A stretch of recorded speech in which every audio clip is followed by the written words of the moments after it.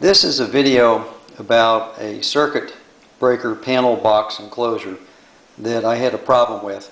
This box has been removed from the wall, and anything I'm going to show you and tell you about this box is something is done with no power connections to it. This is not something you would want to be doing with a box that was already wired into the electrical system. Anything you're doing electrically, you should get an electrician to help you with, especially the stuff I'm going to talk about here. This box was produced in 1993 by Westinghouse. Westinghouse has since sold that business and is now conducted by Eaton. This is what a circuit breaker panel box looks like inside, and this particular model is a B20 3040CT. It's a 200 amp service, which is typical for households. There are some slots in the box that have been removed when it was being serviced. We're going to go inside here.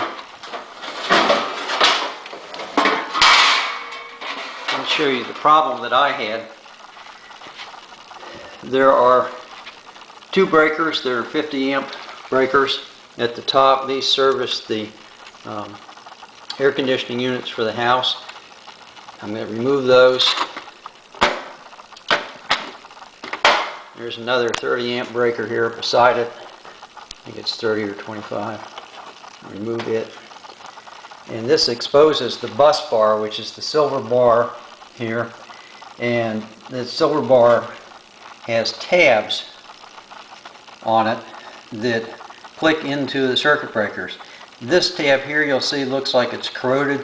It's actually burned from having made poor contact with the circuit breaker. Here's what the circuit breaker looks like. What happened was that I was trying to isolate a wiring circuit for a lamp. I had to throw off the breakers.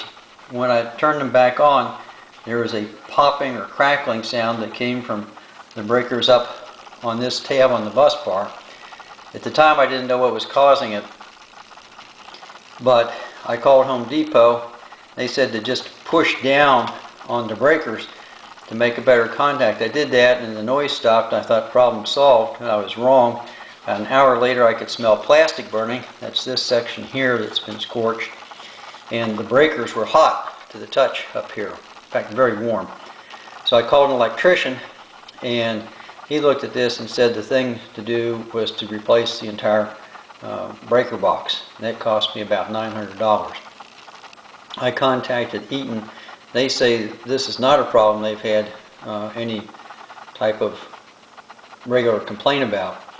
If you run into this type of problem, if it's particularly for a Westinghouse box around 1993, I would like it if you would put a comment with this video.